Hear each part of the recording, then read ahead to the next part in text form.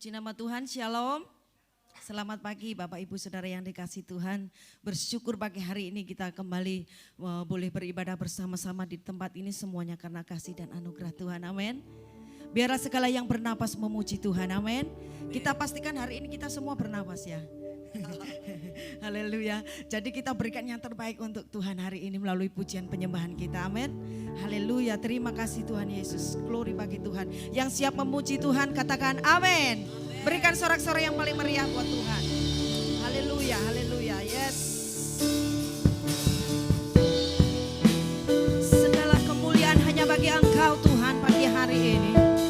Glory bagimu Yesus.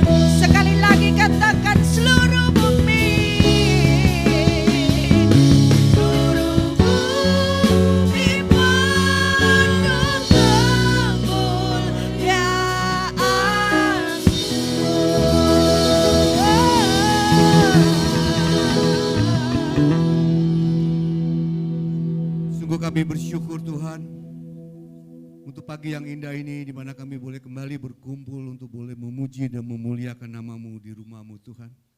Kami bersyukur satu minggu yang telah kami lalui Tuhan. Kami percaya Tuhan menyertai, menolong kami sehingga kami dapat melewatkan satu minggu itu dengan penuh sukacita Tuhan. Karena kami tahu Tuhan Kau mengasihi setiap anak-anak-Mu Tuhan. Pagi hari ini kami ada di tempat ini, kami mau menerima berkat daripada-Mu Tuhan. Dan kami percaya Engkau ada di tengah-tengah kami saat ini Tuhan. Oleh karena itu kami mau serahkan semua seluruh ibadah kami, perjamuan kudus hari ini semua ke dalam tangan Tuhan. Tuhan yang memimpin ibadah ini dari awal pertengahan hingga akhir dari ibadah ini. Kami percaya Tuhan menguduskan tempat ini Tuhan.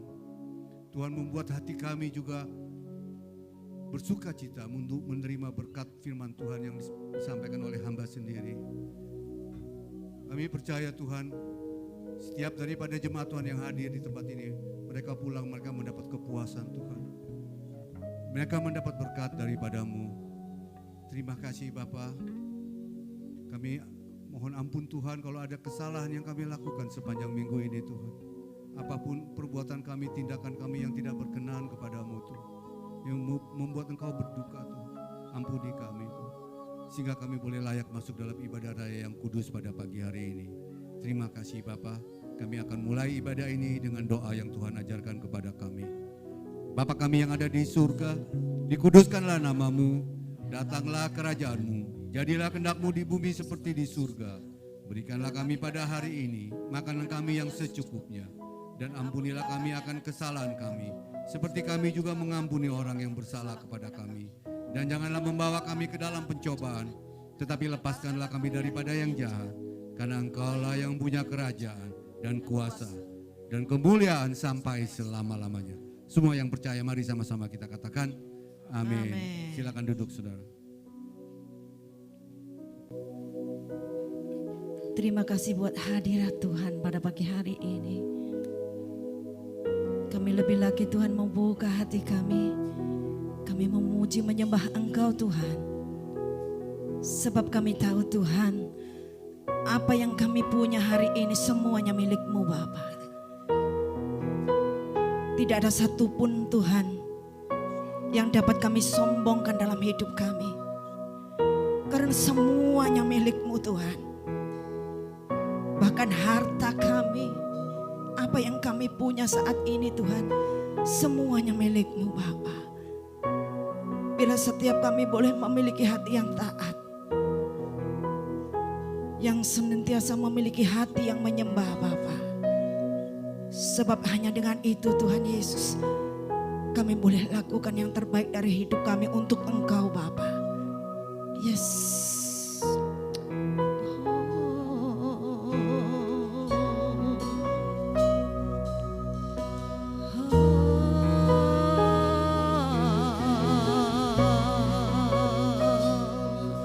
Haleluya Tuhan. Ku tak membawa apapun juga saat ku datang ke dunia. Ku tinggal semua pada akhirnya saat ku kembali ke surga. Kita naikkan pujian ini. Terima kasih Tuhan Yesus, terima kasih Bapa. Ini kami anak-anak-Mu Tuhan. Semua katakan, ku tak membawa apapun juga saat ku datang ke dunia. Ku tinggal semua pada akhirnya saat ku kembali ke surga. Inilah yang ku punya, hati sebagai hamba yang mau taat dan setia padamu Bapa. Kemanapun ku bawa, hati yang menyembah dalam roh dan kebenaran sampai selamanya. Yes Tuhan, semuanya milik-Mu.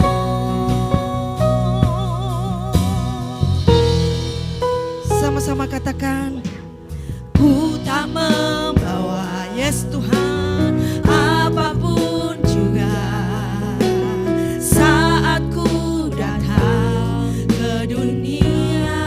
Ini pengakuan kami Tuhan. Ku tinggal semua pada akhirnya saat ku kembali ke surga.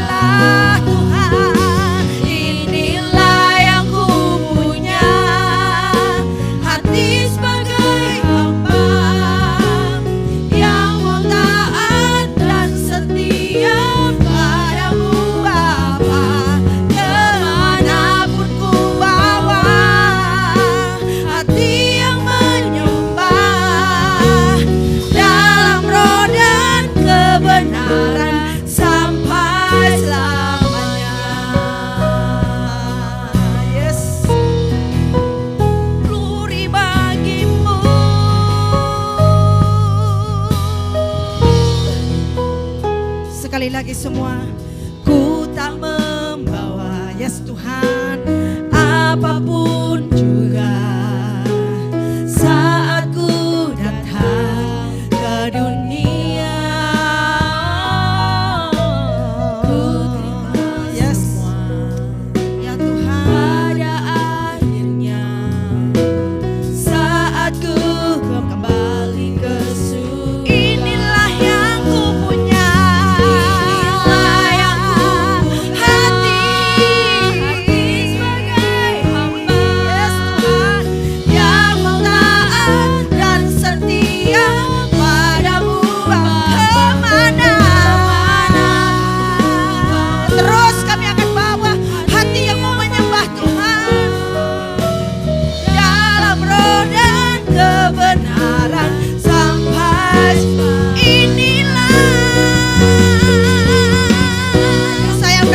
Sama-sama bangkit berdiri. Hati sebagai hamba yang ku taat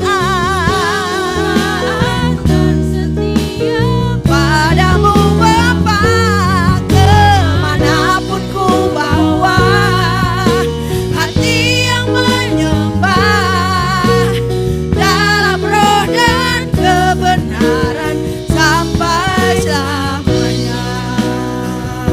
Yes Tuhan, bagaimana ku membalas kasih-Mu? Segala yang ku punya itu milik-Mu, itu milik-Mu.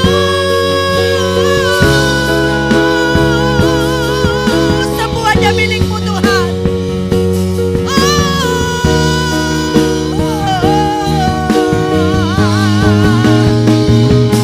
Haleluya, haleluya, haleluya, haleluya.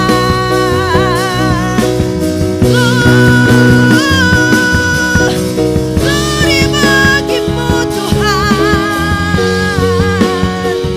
Haleluya. Segala yang kami punya semuanya milik-Mu Tuhan. Biarlah segala pujian penyembahan kami yang terbaik hanya bagi Engkau, Yesus. Kami sembah Engkau Tuhan. Glory, glory. Haleluya, haleluya, haleluya. Yesus, glory bagi-Mu Tuhan, glory bagi-Mu. Haleluya, yes Tuhan. Oh, yes. Oh, inilah yang ku punya, hati sebagai hamba yang mau taat dan setia padamu Bapa. Kemanapun ku bawa, kemanapun kami akan bawa hati yang selalu menyembah Tuhan dalam roh dan kebenaran. Sampai sekali lagi katakan, inilah Tuhan. Yeah. Yang mau taat, yes Tuhan. Amin Yesus.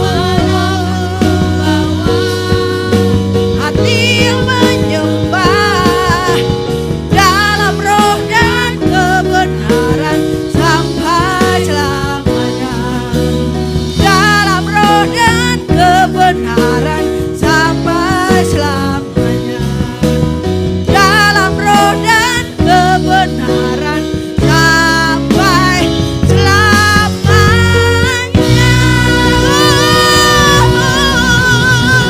Yeah. Yang siap bersukacita bersama-sama dengan saya katakan amin. Yes, beri salam kanan kiri muka belakang saudara, katakan Tuhan kita baik. Haleluya, glory bagi Tuhan. Glory bagimu semuanya, tepuk tangan dong buat Tuhan Yesus. Haleluya.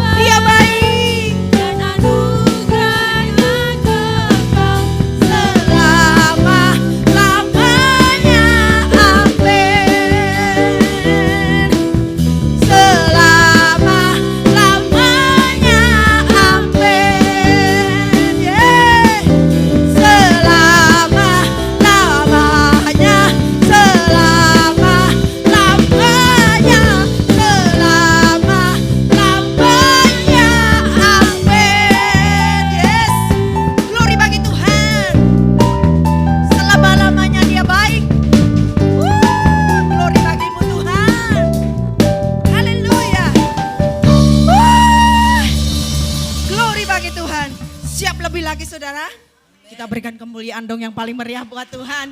Haleluya, glory bagi Tuhan Yesus. Haleluya, Yesus Engkau baik. Haleluya. Oh, tepuk tangan bersama-sama dong buat Tuhan. Haleluya. Glory bagimu Tuhan.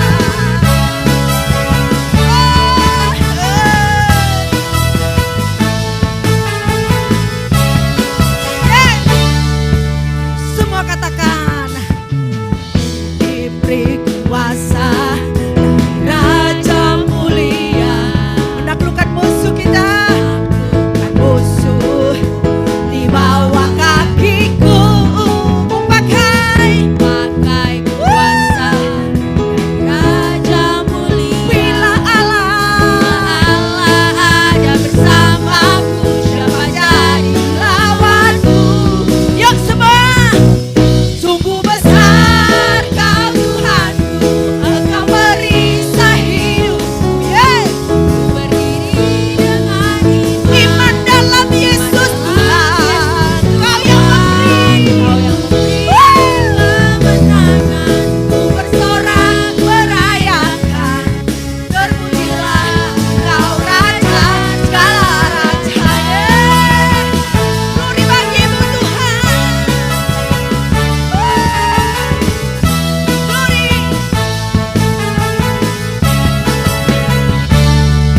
Semua katakan ku diberi kuasa. Ku diberi kuasa ya.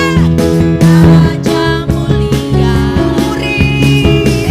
Naklukkan musuh di bawah kakiku. Ku pakai kuasa Raja mulia. Bila Allah ada bersamaku, siapa jadi? Bila Allah jadilah. Bila Allah ada bersamaku, siapa jadi lawanku? Semua, sungguh besar Kau Tuhanku, Engkau perisai hidupku Tuhan. Dengan iman dalam Yesus, Kau yang memberi kemenangan. Bersorak merayakan, terpujilah Kau Raja segala raja. Tepuk tangan bersama-sama buat Tuhan. Terpujilah Engkau Tuhan. Haleluya.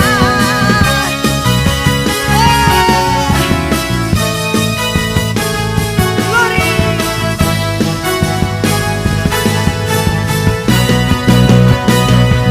Sungguh besar Kau Tuhan. Dengan suara keras katakan, yang Kau perisai hidup kami Tuhan.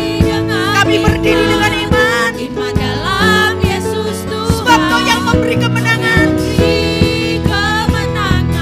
Ku bersorak merayakan, terpujilah Raja segala raja.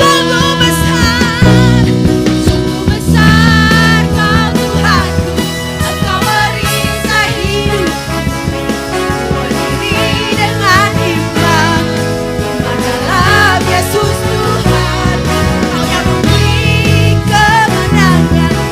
Oh, merayakan, terpujilah Kau Raja segala raja.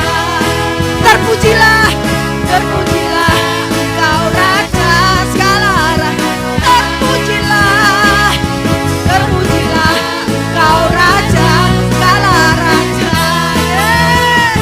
Haleluya.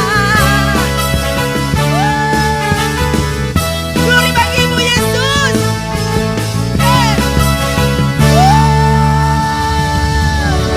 Haleluya. Dia Allah yang luar biasa kasih setianya buat saudara dan saya, amin. Kami persilakan duduk. Puji nama Tuhan, Bapak Saudara. Kita mempersiapkan hati kita yang terbaik untuk ditaburi dengan kebenaran firman Allah. Kita mau sambut firman Tuhan.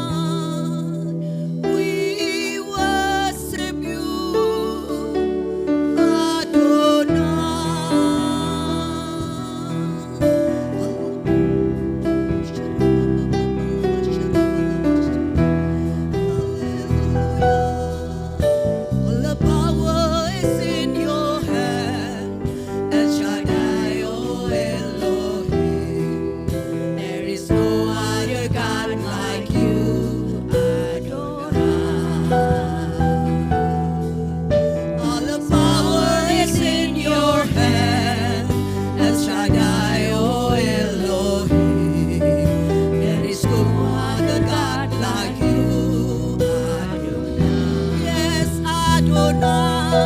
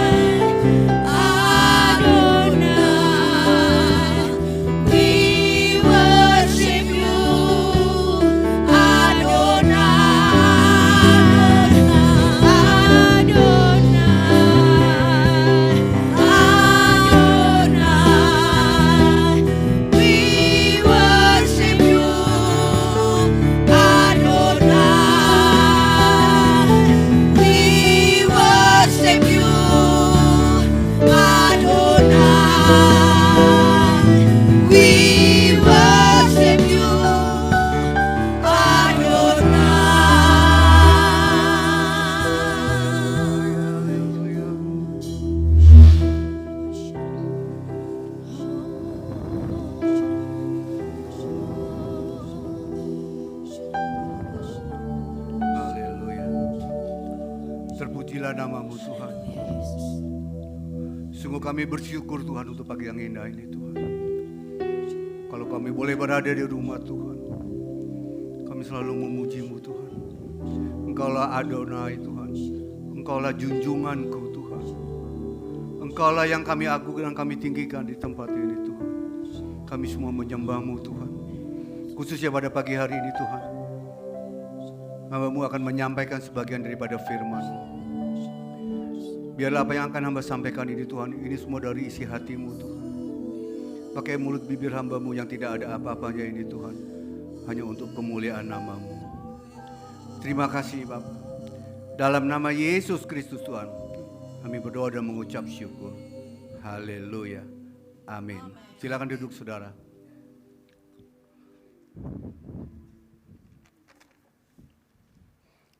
Shalom semuanya. Gimana kabarnya? Puji Tuhan. Saudara, pagi hari ini firman Tuhan, tema firman Tuhan pada pagi hari ini, bagaimana kita bisa mengatasi rasa khawatir. Siapa di sini yang gak pernah khawatir? Ada yang gak pernah khawatir di sini? Gak ada ya. Rasa khawatir, cemas, takut, itulah yang menjadi keadaan setiap kehidupan umat manusia, saudara. Pertanyaannya, kenapa kita kok bisa khawatir, saudara? Kenapa kita bisa khawatir? Kita khawatir karena ada yang kita cemaskan. Kita khawatir karena ada yang kita cemaskan, saudara ya. Apa yang kita cemaskan? Seringkali apa yang kita cemaskan itu tidak terjadi dalam hidup kita, tapi kita udah cemas duluan, saudara. Ya. Kita khawatir juga, karena apa? Karena ada rasa takut. Takut untuk menghadapi kenyataan, takut gagal, takut apa yang kita rencanakan itu tidak terjadi dalam hidup kita. Saudara yang dikasih Tuhan, kalau kita merasa ada rasa khawatir itu sebetulnya normal, manusiawi saudara ya. Itu akan dialami oleh siapa saja saudara, baik orang Kristen, orang percaya ataupun orang bukan Kristen, orang yang bukan tidak percaya, orang kota, orang desa, orang tua, anak muda. pejabat negara, masyarakat biasa, bahkan hamba Tuhan pendeta pun juga bisa khawatir. Anggota jemaat juga bisa khawatir, saudara. Ya, orang yang belum menikah khawatir waktu masa jatuh tempo waktunya. Orang yang sudah menikah pun juga khawatir, saudara ya. Khawatir kalau bagaimana nanti masa depan pernikahannya, masa depan keluarganya, anak-anaknya. Orang tua juga khawatir, saudara. Bagaimana nanti di hari tuanya, siapa yang akan merawat dia? Ya, orang sakit juga khawatir, saudara. Ya, khawatir kalau apakah penyakit dia akan membawa kematian atau dia akan sembuh, saudara. Orang sehat juga khawatir, saudara. Khawatir kalau dia sakit. Jadi rasa khawatir itu mencengkram, saudara ya. Rasa khawatir itu mencengkram siapa saja, ya bisa mencengkram setiap orang, saudara. Nah, rasa khawatir ini kalau sudah menguasai hidup kita, artinya menguasai akal pikiran dan perasaan kita, ya, sudah mengintimidasi kita, ini yang berbahaya, saudara. Rasa khawatir ini yang berbahaya. Kita sebagai orang percaya, kita harus punya keyakinan, kita tidak boleh berkhawatir yang berkelebihan, saudara. Ya. Soalnya kalau kita sebagai orang yang beriman, kita memiliki khawatir yang berlebihan, itu artinya diragukan iman kita, saudara. Makanya Alkitab mengatakan, jangan takut atau jangan khawatir, ada sebanyak 365 kali di dalam Alkitab, saudara. Itu membuktikan bahwa Tuhan mengingatkan kita setiap hari agar kita tidak khawatir tentang apapun juga, saudara. Ya, saudara, ada seorang bapak ini berumur 80 tahun, saudara ya. Dia tuh sangat mengkhawatirkan kaki sebelah kanannya, saudara. Karena dia ada masalah dengan kaki kanannya. Kalau dia pakai jalan tuh kakinya sakit sekali, saudara. Dia khawatir sekali dengan kaki sebelah kanannya, dia khawatir nanti apa bisa lumpuh gitu, saudara. Ya, akhirnya dia memutuskan untuk pergi ke dokter. Ya, ketika diperiksa oleh dokter menanya, "Bapak umurnya berapa?" 80 tahun. Keluhannya apa? "Kaki saya yang sebelah kanan sakit, Dok. Ini mengkhawatirkan saya," katanya. "Oke, saya periksa ya." Setelah diperiksa oleh dokter, nggak berapa lama kemudian dokter mendiagnosa. Dokter bilang, "Pak, sakit Bapak itu sakit rematik, Pak. Kaki kanan Bapak itu sakit rematik." Terus si Bapak ini penasaran, ditanya, "Apa, Dok, sebabnya?" "Ya, faktor umur, Pak. Kan Bapak umur 80 tahun." "Faktor umur." Bapaknya nggak terima sudah dibilang begitu. Dia bilang, "Dokter jangan bohongi saya ya, Dok," katanya. Ya, dokter bilang faktor usia, katanya. "Ini kaki saya yang sebelah kiri umurnya juga sama, Dok, 80 tahun. Kok nggak rematik?" katanya, dia bilang gitu. Susah, saudara, kalau ketemu orang seperti ini ya, saudara ya. Nah, Paulus, saudara ya, di masa tuanya dia masih mengalami penderitaan, saudara ya. Kalau kita lihat di dalam kitab Filipi, saudara, di masa tuanya dia ada di dalam penjara, ya, yang nggak jelas, saudara. Apakah dia akan dibebaskan atau akan dihukum mati? Nah, tentunya Paulus itu kan punya alasan, punya dasar kalau untuk dia khawatir kan. Coba kalau saudara kita di penjara ya, saudara, ya kita nggak tahu keputusan apa yang akan diambil, kita kan pasti khawatir ya. Ini pula Paulus, saudara, dia di dalam penjara, dia tidak punya kejelasan apakah dia akan dibebaskan atau dia akan dihukum mati. Dia ada di penjara Roma. Tetapi, saudara, nyatanya Paulus itu tenang-tenang aja, dia nggak sama sekali dia nggak khawatir. Bahkan dia ada rasa damai, sejahtera, sukacita yang luar biasa yang dihadapi, saudara. Nah, apa sih rahasianya, saudara? Kenapa sih kok Paulus bisa nggak khawatir? Padahal dia harus menghadapi kenyataan, dia dibebaskan atau dihukum mati. Tapi dia tenang-tenang saja, bahkan damai sejahtera tuh yang melingkupi hidupnya dia. Jadi artinya dia nggak ada rasa khawatir sedikitpun, bahkan dia merasakan ada satu damai sejahtera. Saudara, apa sih rahasianya sehingga Paulus itu kok bisa nggak ada rasa khawatir? Pada saat dia ada di dalam penjara, Paulus itu menulis surat kepada jemaat di Filipi. Dia katakan apa? "Janganlah hendaknya kamu khawatir tentang apapun juga. Ya, tetapi nyatakanlah segala sesuatunya, keinginanmu kepada Tuhan, kepada Allah dalam doa dan ucapan syukur. Damai sejahtera melampaui segala akal pikiranmu, akan melampaui segala akal, memelihara akal dan hidupmu, memelihara hidup dan pikiranmu." Jadi itulah kuncinya, saudara. Ya, coba kita lihat firman Tuhan di dalam Filipi 4 ayat 6 dan 7. "Janganlah hendaknya kamu khawatir tentang apapun juga, tetapi nyatakanlah dalam segala hal keinginanmu kepada Allah dalam doa, permohonan dengan ucapan syukur. Damai sejahtera Allah yang melampaui segala akal akan memelihara hati dan pikiranmu dalam Kristus Yesus. Inilah sebabnya kenapa Paulus tidak merasa khawatir, saudara. Justru malah dia mengingatkan, mengajarkan kepada jemaat di Filipi, ya, untuk tidak khawatir, ya. Karena kalau mereka khawatir, ya, kalau kita khawatir, akhirnya kita larut dalam kesedihan. Nah, kalau kita udah sedih, saudara, maka damai sejahtera dan sukacita itu hilang. Yang timbul apa? Rasa takut kan, saudara, ya. Nah, dari pembacaan di kitab Filipi 4 ayat 6 dan 7 ini, saudara, ada 3 tindakan untuk mengatasi rasa khawatir. Ada 3 poin yang kita dapat untuk mengatasi rasa khawatir. Yang pertama, coba, kita percaya akan pemeliharaan Tuhan. Ya. Yang kedua, nyatakan kepada segala keinginan melalui doa dan ucapan syukur. Yang ketiga, percaya bahwa damai sejahtera dari Allah akan memelihara hati dan pikiran kita. Coba kita lihat satu-satu, saudara, ya. Jadi 3 poin yang kita dapat di dalam Filipi 4 ayat yang Filipi 4 ayat 6 dan 7. Yang pertama, saudara, percaya akan peliharaan Tuhan. Saudara, di sini Paulus mengatakan, janganlah hendaknya kamu khawatir tentang apapun juga, saudara. Manusia pasti pernah mengalami rasa khawatir, ya.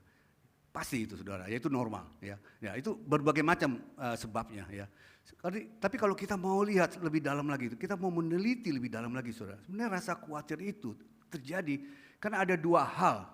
2 hal kebutuhan jiwa kita yang tidak terpenuhi, saudara. Ada 2 hal kebutuhan jiwa kita yang tidak terpenuhi sehingga kita bisa timbul rasa khawatir. Yang pertama, kebutuhan jasmani kita, kebutuhan fisik kita.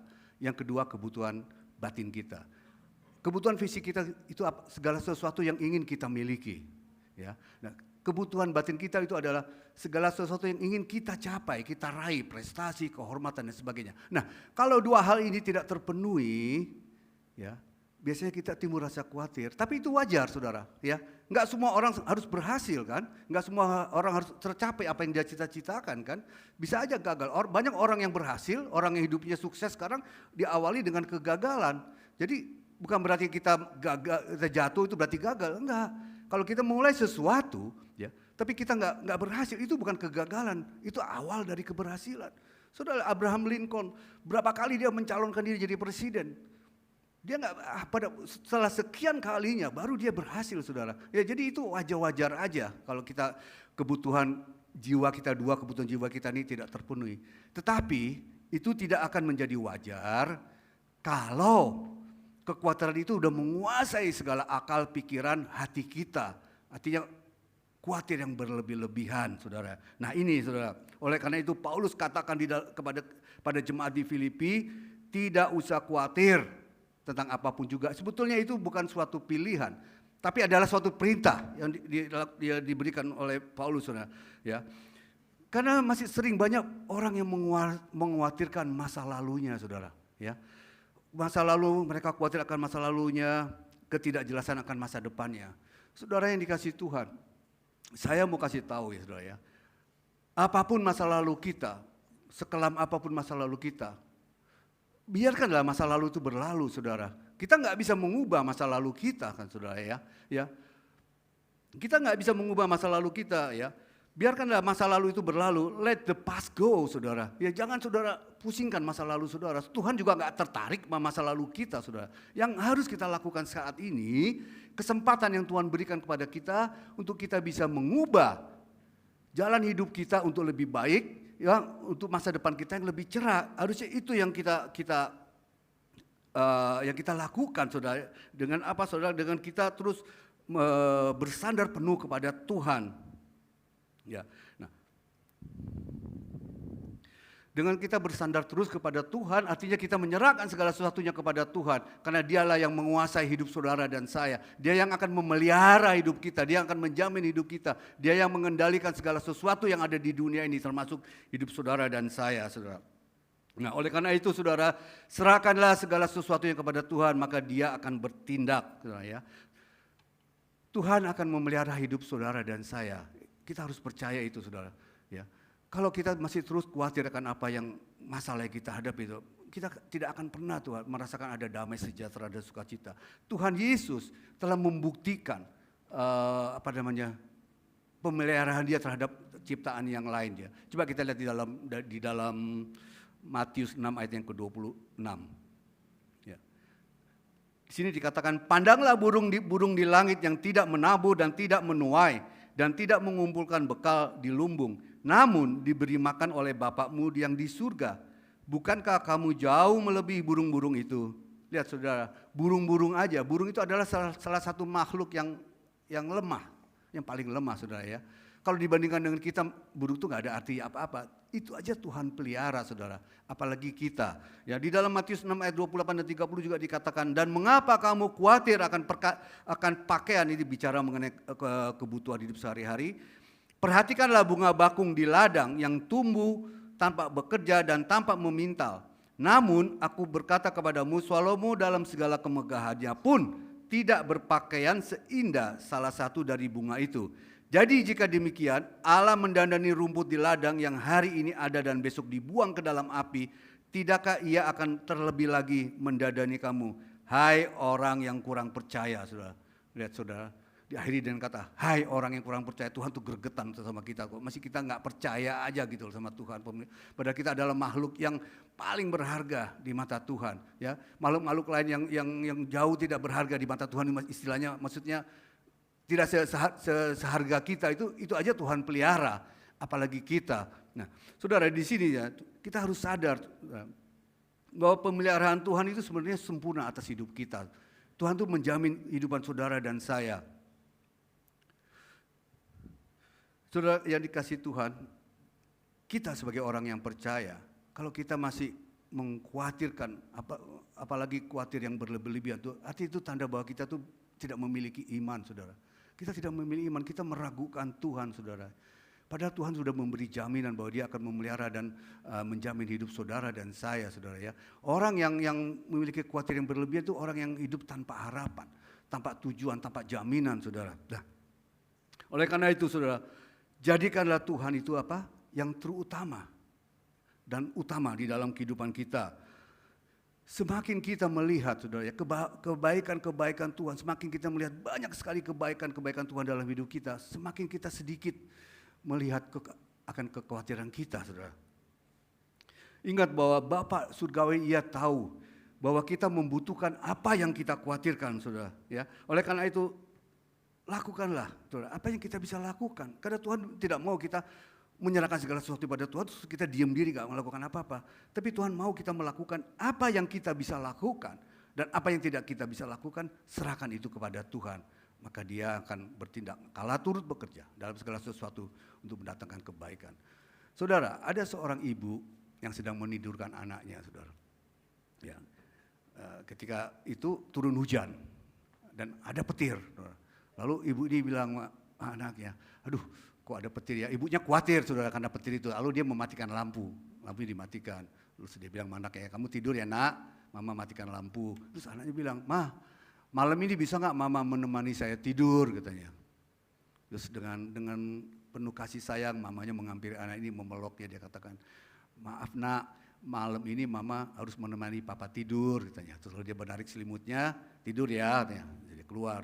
Sebelum juga dia dengar anak ini ngoceh, saudara. Ngomel apa istilahnya, protes lah ceritanya. Dia bilang begini, dasar papa pengecut, katanya. Udah tua minta ditemenin, gitu. Dia bilang gitu. Ibunya akhirnya dengar itu, dia nggak jadi. Akhirnya dia balik lagi untuk dibilang, ya nak, malam ini mama nemeni kamu tidur, gitu ya. Ya saudara, ya ini hanya joke aja, saudara. Nah, oke. Saudara yang dikasih Tuhan ya. Kalau kita masih memelihara kekhawatiran itu, kita pelihara kekhawatiran itu, artinya maksudnya kita nggak mau menyerahkan kekhawatiran itu kepada Tuhan, saudara. Ini berbahaya, saudara. Ini berbahaya, ya. Ini akan menghancurkan hidup kita. Ya. Kalau kita terus ditekan dengan rasa khawatir yang berlebih-lebihan, saudara, akhirnya kita menjadi apa? Stres, saudara ya, stres, depresi, saudara. Akhirnya apa? Seringkali orang mengambil jalan pintas, saudara. Jalan pintas, yang pertama. Yang kedua, orang juga akhirnya bisa kompromi dengan dosa. Yang ketiga, orang bisa meragukan kuasa Tuhan dan pemeliharaannya, saudara. Nah, saudara tahu kan, kira-kira berapa hari yang lalu? 2 minggu yang lalu mungkin ya. Ada orang gantung diri di sebelah kan ya saudara ya, tahu ya? Ya, kalau kita lihat keluar dari sini ada tempat sampah, di belakangnya kan ada warung tuh. Ada orang gantung diri di sana saudara. Ya. Saya yakin orang ini pasti stres berat saudara. Karena waktu saya ke sana itu saya lihat, saya ada fotonya saudara. Tadi yang mau saya tayangin di sini fotonya, tapi istri saya bilang jangan ditayangin deh katanya gitu. Nanti pasti Bu Nini nggak bisa tidur gitu. Gitu saudara ya. Jadi saya nggak tayangin. Saya ada fotonya saudara. Dan polisi juga datang ke saya minjem gunting saudara untuk motong talinya. Saya kasih guntingnya, Pak, pakai deh Pak, jangan dibalikin sebenarnya guntingnya. Yang gitu ya. Nah, saudara, kenapa orang ini bisa bunuh diri, saudara? Pasti dia mengalami sesuatu tekanan yang terus menerus, saudara ya. Yang dia nggak bisa mengatasi hidupnya sendiri. Dan orang ini bukan orang percaya, saudara. Dia masih muda, anak muda, motornya ditinggal di situ. Nah, saya berpikir, saudara ya, hidup ini adalah pilihan kan tentunya, saudara ya. Kita boleh memilih kemana kita mau pergi. Seandainya anak itu jalan, saudara. Kalau dia ke kiri kan dia masuk ke gereja, saudara, ya kan? Ke kanan dia ke warung sebelah, akhirnya gantung diri di pohon. Pohonnya udah ditebang sekarang, udah nggak ada pohonnya. Pemilik rumahnya, pemilik tanah ditebang. Nah, seandainya dia memilih jalan untuk masuk ke gereja, pasti kan ceritanya akan berbeda, saudara ya. Ya nggak? Tapi dia memilih jalan untuk jalan ke kanan. Akhirnya apa? Akhirnya tragis, dia menggantung dirinya. Sama seperti Yudas Iskariot, saudara. Pada saat dia mengkhianati Yesus dengan 30 keping uang perak, dia menyesal setengah mati, saudara. Dia rasa menyesal, akhirnya dia mengambil keputusan yang salah, saudara. Dia tidak lari mendekat kepada Tuhan, tapi dia lari menjauh dari Tuhan. Akhirnya dia juga gantung diri. Beda dengan Petrus, saudara. Ketika Petrus menyangkal Yesus 3 kali, dia menyesal sekali, saudara. Dia nangis, dia menyesal. Tapi dia tidak menjauh dari Tuhan, dia kembali kepada teman-teman yang lain. Ya, akhirnya dia bisa diselamatkan. Nah, saudara, orang yang bunuh diri, ada yang bertanya sama saya, saudara. Orang yang bunuh diri itu berdosa nggak? Menurut saudara berdosa nggak orang bunuh diri? Berdosa ya. Nah, pertanyaan yang kedua, orang yang bunuh diri masuk nggak dalam kerajaan Allah? Masuk nggak? Tidak ya? Tidak? Yakin tidak ya? Ya.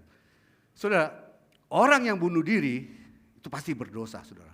Karena di dalam 1 Samuel 2 ayat 6 dikatakan Tuhan mematikan dan menghidupkan. Ia menurunkan ke dalam dunia orang mati dan mengangkat dari sana. Artinya mati hidup seseorang itu ada di tangan Tuhan, haknya Tuhan.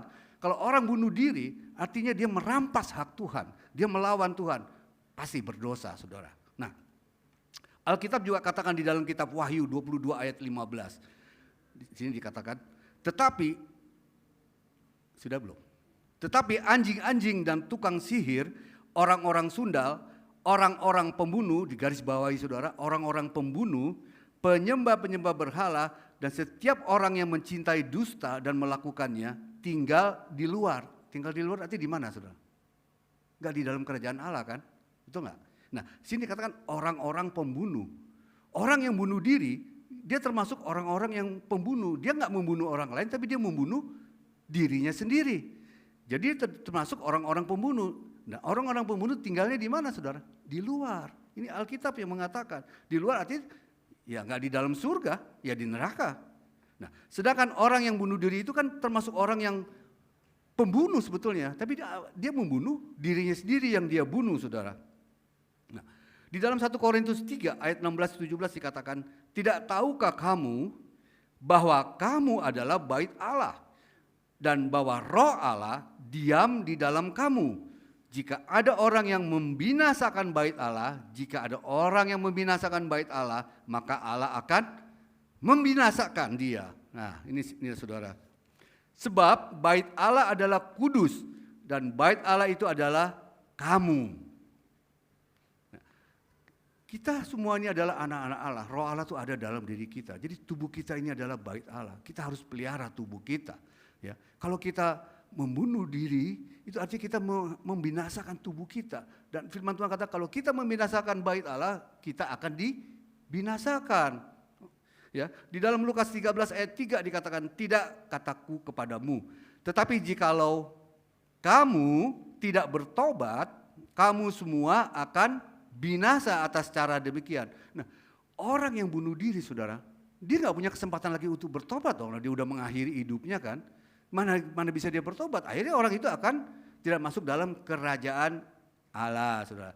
Kenapa saya jelaskan ini, saudara ya? Kenapa tadi saya tanya dengan saudara, apakah saudara setuju bahwa bunuh diri itu adalah dosa dan nggak masuk dalam kerajaan Tuhan, artinya masuk neraka? Karena ada pengajaran-pengajaran, saudara ya. Ada orang yang argumentasi, dia bilang, pengajaran yang mengatakan pada saat orang percaya kepada Yesus, maka kekekalan itu tetap tinggal. Ada pengajaran seperti ini, saudara. Tapi saya nggak setuju akan hal ini. Saya percaya bahwa setiap orang yang mengakhiri hidupnya dengan cara bunuh diri, dia berdosa dan tidak masuk dalam kerajaan Allah. Karena tadi sudah saya jelaskan ayat-ayat firman-Nya, saudara ya. Nah, jadi seharusnya kita menyadari, saudara ya, bahwa orang yang beriman pasti dia tidak akan melakukan hal-hal seperti itu ya. Orang yang sungguh-sungguh bertobat dalam Tuhan, orang yang hidupnya dipimpin oleh Roh Allah, dia tidak akan melakukan hal-hal seperti itu, saudara. Nah, yang kedua dikatakan kalau kita khawatir yang berlebihan, akhirnya kita bisa apa? Kompromi dengan dosa. Jadi yang pertama kita akan mengambil jalan pintas, yang kedua kita akan kompromi dengan dosa. Artinya gini, saudara. Seringkali kita tuh menginginkan sesuatu ya, tetapi apa yang kita inginkan tidak tercapai. Akhirnya kita jadi stres. Akhirnya kita tidak tahu lagi mau melakukan apa, akhirnya kita lari. Jadi pelarian kita apa? Kita kok hidup lagi dalam dosa. Pelarian kita narkoba, kita hidup dalam seks bebas, mabuk-mabukan, minuman keras. Itu sebagai pelarian, saudara. Akhirnya kita kompromi lagi kepada dosa. Jadi bahaya, saudara, kalau kita tuh memiliki rasa khawatir yang sangat berlebih-lebihan. Nah, dan yang berikutnya dikatakan di sini katanya, kalau kita memiliki khawatir yang berlebih-lebihan, artinya kita meragukan kuasa Tuhan, kita meragukan pemeliharaan Tuhan. Ya, artinya gini, kok kita pada saat kita khawatir yang berlebihan ya, kok kita sepertinya kok Tuhan nggak bertindak ya, kok Tuhan diam aja nggak melakukan sesuatu ya. Katanya Tuhan menjamin dan memelihara hidup kita, tapi kita tidak menjamin, Tuhan tidak bertindak apa-apa. Sebetulnya, saudara, bukannya Tuhan tidak bertindak, saudara, tapi kitanya yang tidak mau datang kepada Tuhan. Kita yang tidak mau menyerahkan segala sesuatunya kepada Tuhan, maka Tuhan tidak bertindak. Kalau kita menyerahkan segala sesuatu pada Tuhan, maka Tuhan akan bertindak. Nah,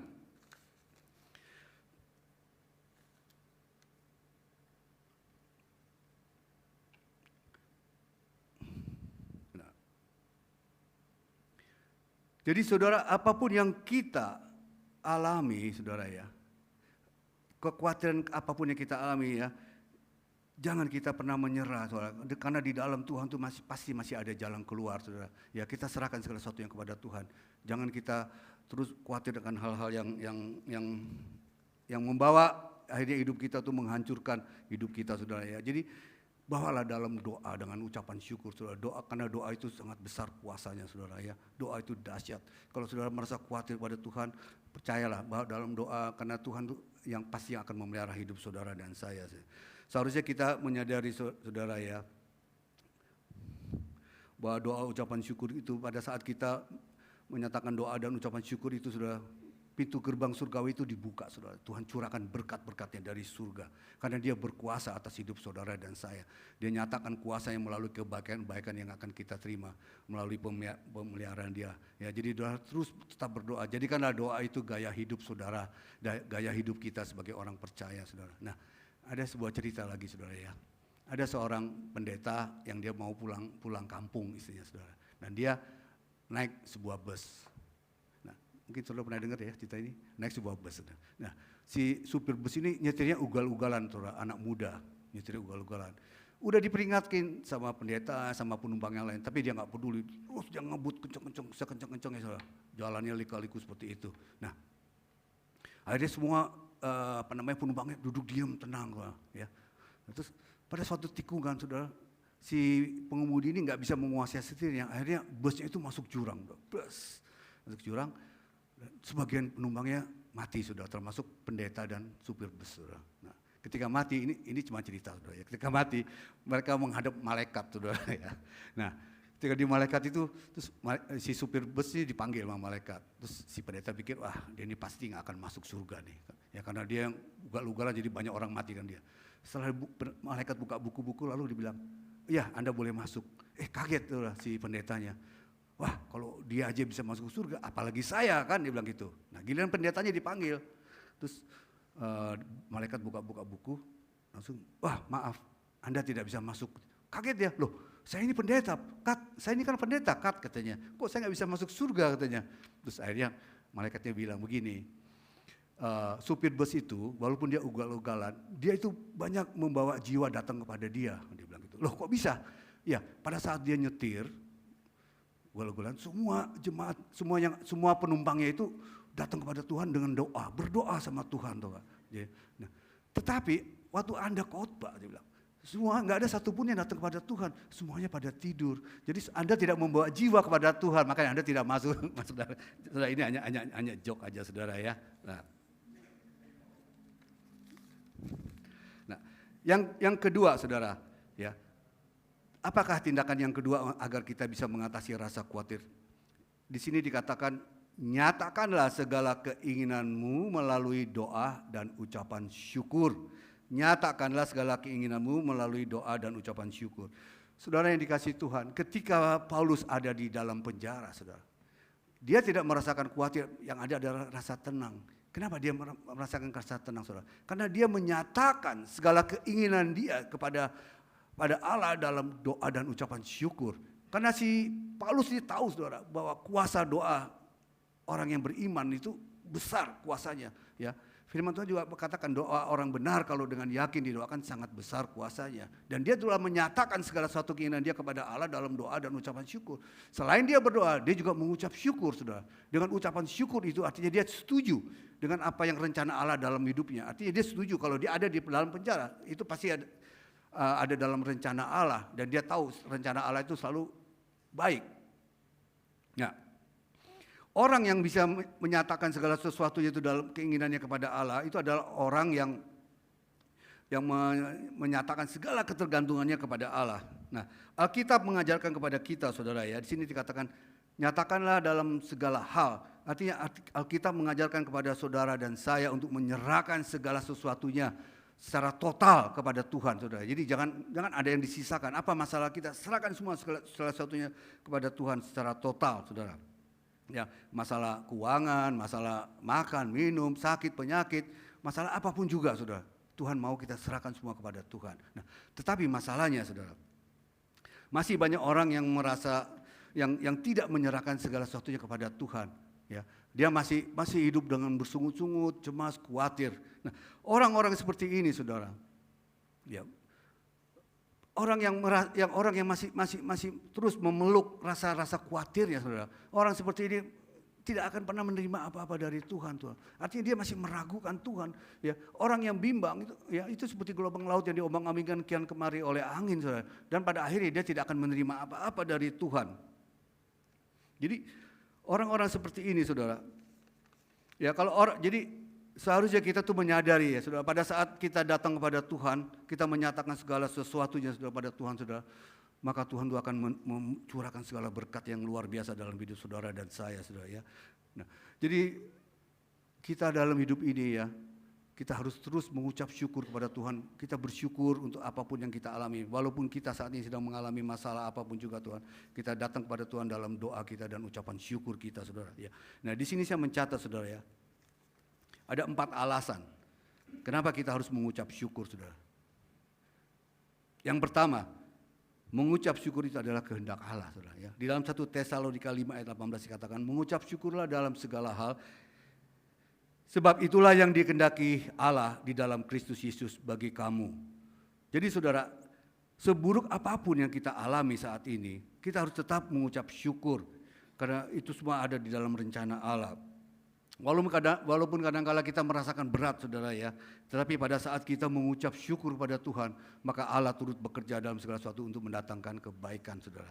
Yang kedua, kenapa kita harus mengucap syukur? Kata mengucap syukur itu membuktikan bahwa roh Allah itu ada dalam diri kita. Saudara perhatikan, saudara ya, orang yang penuh dengan Roh Kudus selalu ada kerinduan untuk memuji Tuhan, baik dengan nyanyi, pujian, penyembahan, bermazmur. Selalu ada dalam dirinya. Kenapa? Karena ada suasana surgawi di dalam hatinya ini, sehingga dia mau mengucap syukur kepada Tuhan setiap saat, saudara. Nah, yang berikut, yang ketiga, kenapa kita harus mengucap syukur? Karena mengucap syukur itu merupakan ciri sebagai orang yang beriman. Saudara, di dalam Lukas 17 ayat 15, saudara, yaitu diceritakan mengenai 10 orang kusta. Saudara tahu ya cerita itu ya. Ketika Yesus masuk ke sebuah desa dan Yesus menjumpai sekelompok orang kusta dan jaraknya jauh, karena orang kusta kan dikucilkan saat itu. Dan dengan jaraknya jauh, orang kusta berteriak-teriak, "Guru, guru, tolonglah kami."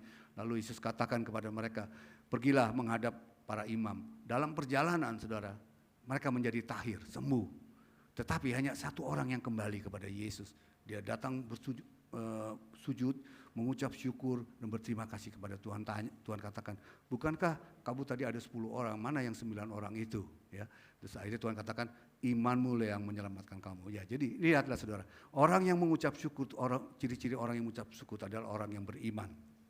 Nah, yang keempat ya saudara ya, mengucap syukur itu merupakan pilihan, bukan perasaan saudara. Ya. Seringkali kalau kita mengucap syukur dengan perasaan kita, kalau perasaan kita lagi enak, mood kita lagi baik, saudara, gampang kita mengucap syukur, saudara. Tapi apakah kita bisa mengucap syukur pada saat hati kita lagi susah, lagi sedih? Ya. Ini yang Tuhan, ini yang dikatakan mengucap syukur merupakan pilihan kita ya. Jadi kita apapun keadaan kita, baik kita suka, duka, sedang apapun juga, kita harus tetap mengucap syukur. Kita belajar dari Habakuk, saudara. Walaupun sekelilingnya mengecewakan, tapi dia katakan apa? Aku tetap setia karena Tuhan Yesus setia, saudara. Nah, saudara, ada cerita lagi mengenai ucapan syukur, saudara ya. Ada sebuah seminar, dan seminar ini diperuntukkan untuk kaum pria, bapak-bapak. Nah, si penceramah ini berkata, "Siapa di antara kalian yang mengucap syukur kalau punya istri yang pinter cari uang?" Bapak-bapak setuju nggak sini? Mengucap syukur nggak kalau punya istri yang pintar cari uang? Pak David setuju Pak? Setuju ya? Ya semua angkat tangan tuh. Para pria setuju kan punya istri pintar cari uang ya. Pak Kevin pasti setuju juga Pak Kevin Pak. Semua setuju ya. Nah, tetapi anehnya si penceramah bilang, "Saya nggak bersyukur kalau punya istri pintar cari uang," dia bilang gitu. Wah rame ya suasananya. Terus ada satu bapak kata, "Pak, kalau kita bisa cari uang, itu kan membantu keuangan kita di rumah Pak. Harusnya kita bersyukur Pak." Terus pendeta bilang, "Maaf, kalau saya nggak bersyukur, saya nggak suka kalau istri saya pintar cari uang." "Apa sebabnya Pak?" Dia bilang begini, "Kalau istri saya itu pintar cari uang ya, dimanapun uang kita simpen, baik di laci, di mobil, di bank, pasti dia tahu," katanya. Dia bilang gitu. "Makanya saya nggak bersyukur punya istri pintar cari uang. Saya nggak pernah bisa nyimpen uang," katanya. "Jadi saya bersyukur kalau istri saya itu pintar bisnis, pintar dagang. Ya itu saya bersyukur." Masuk akal kan saudara ya? Ya nggak? Nah, ya ini hanya joke aja saudara ya. Nah, yang berikutnya yang ketiga saudara. Bagaimana kita bisa tindakan apa yang kita untuk mengatasi rasa khawatir? Kita percaya bahwa damai sejahtera dari Allah akan memelihara hati dan pikiran kita. Saudara, ketika Paulus ada di dalam penjara, selain dia merasa tenang, dia juga merasa ada damai sejahtera. Karena apa? Karena segala keinginan dia itu sudah dia nyatakan pada Tuhan dalam doa dan ucapan syukur, saudara. Nah, damai sejahtera itu apa sih, saudara? Damai sejahtera apa, saudara? Ya. Damai sejahtera itu adalah sesuatu yang kita rasakan begitu damai. Ada rasa harmoni, sukacita, pokoknya rasa yang begitu damai dari saudara. Dan itu diciptakan oleh Allah, ciptaan Allah kepada manusia. Jadi damai sejahtera itu kita nggak bisa dapati di dunia ini, saudara. Ya, damai sejahtera yang dunia berikan ini sifatnya semu, sifatnya hanya sementara, saudara.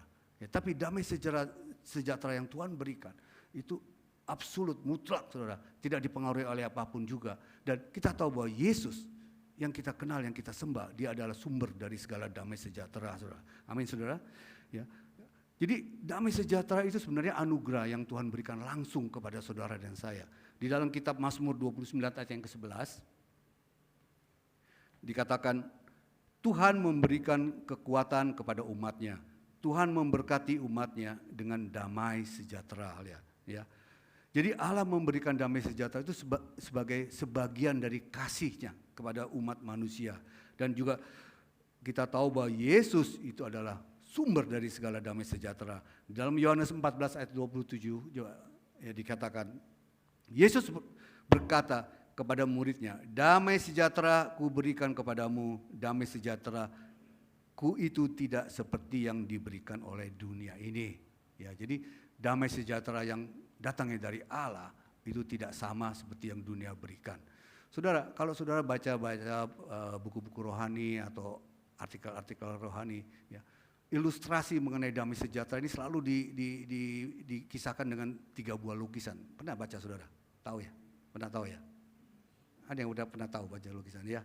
Ya, sebagian besar belum ada yang tahu. Jadi selalu diartikan dengan 3 buah lukisan, dan saya percaya bahwa ini memang make sense gitu saudara. Ya, ini sebagai ilustrasi yang baik ya. Ya oke, saya sampaikan di sini sudah ya. Jadi gini, ada seorang raja ya, dia mau membuat suatu sayembara sudah ya.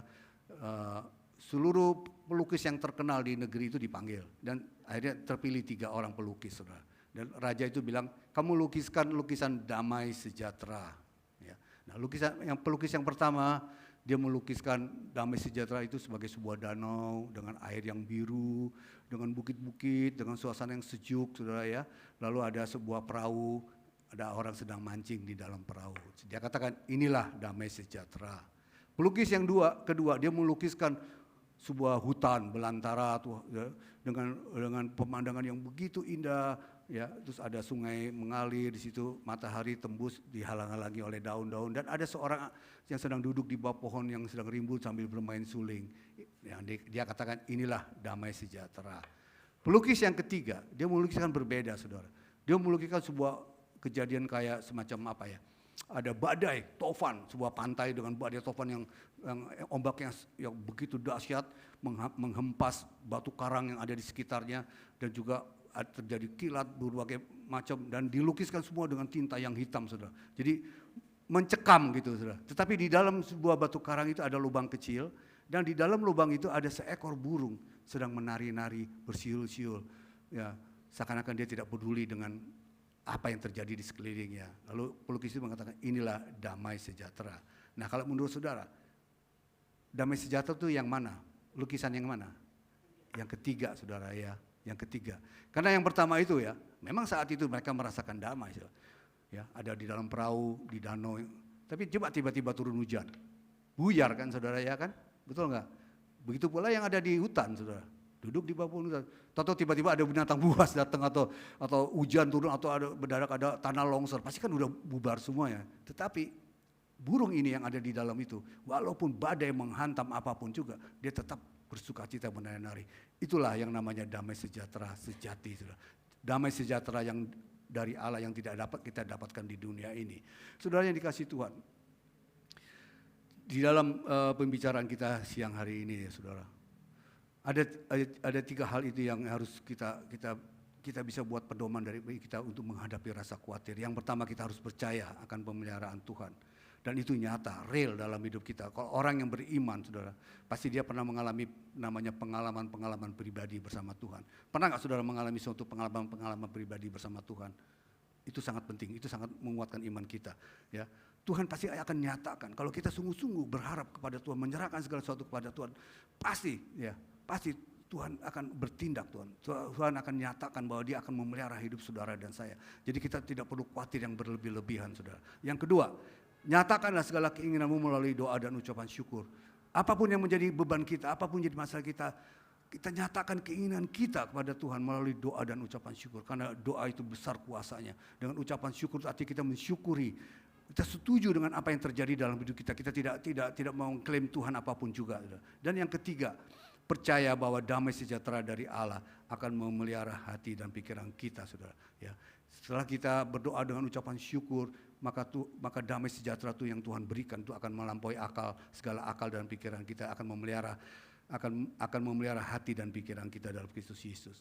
Saudara yang dikasihi Tuhan, kalau saat ini saudara ya, ada di antara saudara yang masih mengalami khawatir yang berlebih-lebihan saudara, ya jangan pernah putus asa saudara. Jangan pernah tinggalkan Tuhan saudara. Justru pada saat-saat seperti itu ya, saudara harus datang kepada Tuhan. Ya, saudara, yang seharusnya yang kita khawatirkan saudara, kalau kita itu tidak hidup dalam Tuhan, itu yang harus kita khawatirkan sebetulnya saudara. bukan kita mengkhawatirkan apa yang kita jalani hidup sehari-hari. Tapi kalau kita tidak hidup di dalam Tuhan, itu yang harus kita khawatirkan. Kalau kita hidup jauh dari Tuhan, saudara. Karena kalau kita hidup jauh dari Tuhan, akhirnya kita akan kehilangan arah. Kita tidak menentu, akhirnya menuju kebinasaan seperti anak yang di sebelah itu, saudara ya. Nah, jadi apapun masalah saudara saat ini, beban apapun yang saudara alami, jangan saudara terus menyerah, saudara. Kita masih punya Tuhan. Ya, serahkanlah segala satu keinginan saudara kepada Tuhan dalam doa dan ucapan syukur, saudara. Ya, jangan saudara khawatir apapun juga, saudara. Karena kekhawatiran saudara itu tidak menambah sehasta pun dari perjalanan hidup kita, kan? Ya, jadi kalau khawatir, memang itu manusiawi. Tapi kalau khawatir yang berlebih-lebihan, itu akan membahayakan hidup saudara dan saya. Dan oleh karena itu saudara yang dikasih Tuhan, apapun masalah saudara saat ini, serahkanlah semua kepada Tuhan. Percayalah pemeliharaan Tuhan atas hidup saudara sempurna, ya. Asal kita punya iman percaya, jangan ragu-ragu kita. Kalau kita menyerahkan segala sesuatu, serahkanlah segala sesuatu secara total kepada Tuhan dan imani apa yang saudara serahkan, apa yang saudara yakini, maka itu pasti akan terjadi, ya. Oleh karena itu saudara, mari kita tetap terus semangat, jangan kita menjadi lemah, ya. Jangan kita menjadi lemah, ya. Karena kita harus terus bersekutu dengan Tuhan. Kita punya saat-saat teduh bersama Tuhan. Kita harus dekat sama Tuhan karena hari-hari ini nggak semakin baik, saudara. Ya, saudara lihat perang di sana sini semua semakin menggila, saudara ya. Jadi semua nggak jelas dunia ini. Tapi kita punya Tuhan. Kita punya pegangan. Kita nggak usah khawatir apapun juga. Selama kita bersama Tuhan, kita aman dalam pemeliharaan Tuhan. Ya, kiranya firman saya ini boleh menjadi berkat buat kita semua. Tuhan Yesus memberkati kita. Amin. Mari saudara kita bangkit berdiri, kita akan mengakhiri ibadah kita. Bapak, kembali kami mengucap syukur Tuhan atas kasih-Mu Tuhan. Ibadah boleh berjalan dengan tertib dan penuh sukacita. Kami percaya firman yang ditaburkan juga tidak akan kembali dengan sia-sia Tuhan. Firman yang mengajarkan kami itu tetap tidak usah khawatir tentang apapun juga. Selama kami bersandar kepada Tuhan, maka hidup kami akan dipelihara oleh Tuhan. Tuhan yang akan menjamin hidup setiap anak-anaknya yang mengandalkan Tuhan, yang berserah kepada Tuhan. Terima kasih Bapa. Kami juga percaya Tuhan, jemaat Tuhan yang hadir saat ini juga dalam kasih pemeliharaan Tuhan yang sempurna. Hidup mereka diberkati Tuhan. Hidup mereka dalam rencana Tuhan yang baik, yang indah. Hidup mereka menjadi berkat juga bagi orang lain Tuhan. Apapun kejahatan apapun dari luar sana Tuhan tidak akan bisa mengganggu kehidupan anak-anak Tuhan di tempat ini. Tuhan, hindari semua dari segala yang jahat Tuhan. Hindari dari segala sakit penyakit.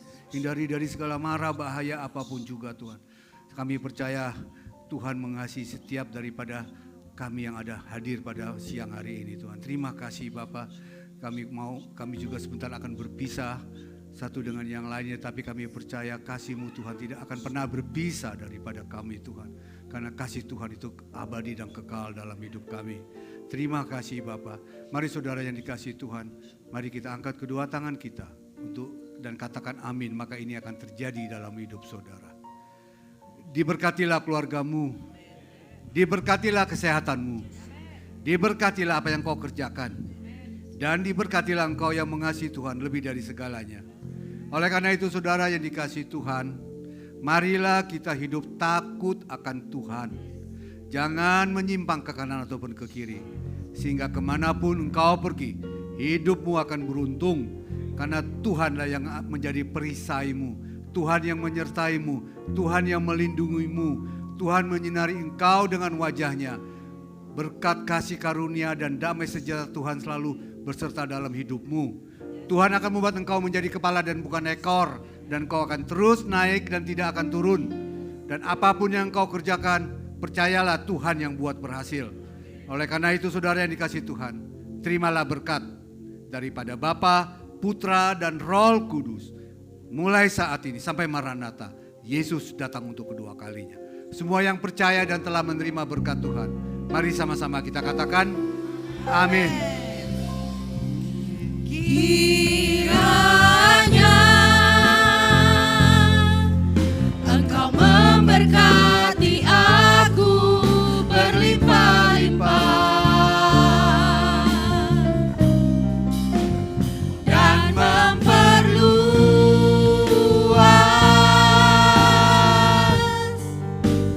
daerahku.